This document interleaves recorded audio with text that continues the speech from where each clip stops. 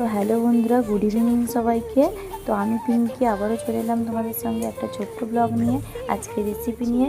তো চলো বন্ধুরা, তোমাদেরকে দেখাই আজকে আমি কী কী রেসিপি বানাচ্ছি। তো আজকে একটা নতুন আইটেম বানিয়েছি, সেটা হচ্ছে ছত্তুর পটল পোড়া।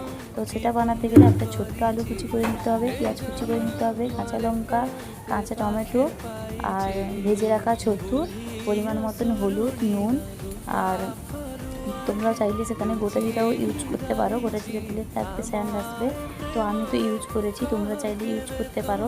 তো তার সঙ্গে মিলিয়ে দিতে হবে তোমাদেরকে একটু সরষা তেল মাখিয়ে ভালো করে পেস্ট করে নিতে হবে। তারপর হালকা একটা তাওয়াতে, তো আমি তাওয়া বের করিনি তাই জন্য ননস্টিক কড়াগুলোই বসিয়ে দিয়েছি।